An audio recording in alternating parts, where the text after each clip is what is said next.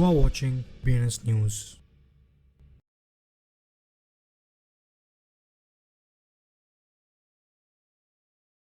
నమస్తే BNS Telugu news ఛానల్కి స్వాగతం సుస్వాగతం. నేను మీ వెంకట్ సాయి కుమార్. ముందుగా వార్తల్లోని ముఖ్యాంశాలు.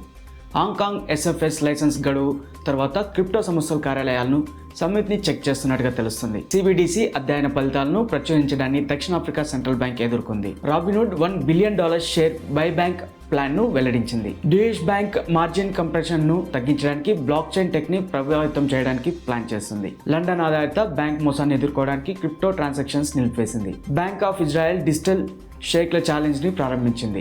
జపాన్లో స్టేబుల్ కాయిన్ల జారీని అన్వేషించడానికి నొమోరా, లేజర్ డిజిటల్ మరియు జిఎంఓ ఇంటర్నెట్ పార్ట్నర్షిప్. డెబిట్ కార్డులలో పర్చేస్ మరియు ఉపయోగం కోసం ఇప్పుడు విజార్బిట్ లో డాష్ అందుబాటులో ఉంది. జెట్ క్యాసినో జమ చేసిన ఈటీహెచ్ ని తిరిగి పొందడానికి పెట్టుబడిదారులకు 72 గంటల విండోను అందిస్తుంది. యుఎస్ జారీ $8 million crypto linked dark web drug scheme లో ఇద్దరిని దోషులుగా నిర్ధారించింది. రెగ్యులేటరీ కన్సర్న్స్ మధ్య ఎస్ఈసి స్పాట్ సోలానా ఈటీఎఫ్లను ఆమోదిస్తుందనే జేపీ మోర్గన్ డౌట్స్. లక్సా మరియు బిట్నోమియల్ లాంచ్ బిట్కాయిన్ పై mining derivatives products. Hong Kong securities and future commission SFC June 1 licensing గడువు తర్వాత కూడా తమ రెగ్యులేటరీ అప్లికేషన్ల ద్వారా కొనసాగుతున్న స్థానిక వర్చువల్ అసెట్ ట్రేడింగ్ ప్లాట్ఫామ్ల విఏటిపిలు యొక్క ఆన్ సైట్ చెక్ నిర్వహిస్తుందని తెలిపింది.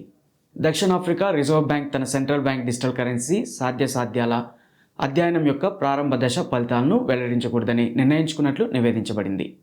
సుమారు 18 బిలియన్ మార్కెట్ క్యాపిటలైజేషన్ కలిగిన కంపెనీ రాబిన్హుడ్ హుడ్ తన మొదటి షేర్ బైబ్యాక్ ప్లాన్ను ప్రకటించింది.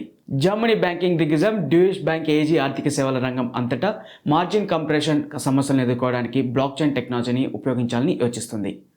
మే 30 నుండి దాని కస్టమర్ల కోసం అన్ని క్రిప్టోకరెన్సీ ట్రాన్సాక్షన్స్ తాత్కాలికంగా నిలిపివేయబడతాయని, డిజిటల్ ఆస్తులతో కూడిన అనేక సైబర్ మోసాలు, ఆన్లైన్ మరియు వర్డ్ ప్రెస్ స్కామ్ల తర్వాత ఈ నిర్ణయాన్ని ఆర్థిక సంస్థలకు ఫైనాన్షియల్ ఇన్స్టిట్యూషన్స్ తగినంత త్వరగా రాదని స్పష్టం చేసింది.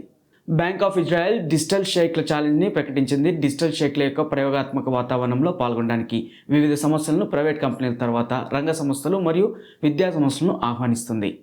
నోమురా ఒక global financial services group, leisure digital asset based business మరియు జిఎంఓ ఇంటర్నెట్ స్టేబుల్ కాయిన్ జారీ చేసే జిఎంఓ జెట్ పేరెంట్ కంపెనీ జపాన్లో $US మరియు మీమ్ ఆధారిత స్టేబుల్ కాయిన్ల జారీని అన్వేషించడానికి భాగస్వామ్యం కలిగి ఉన్నాయి.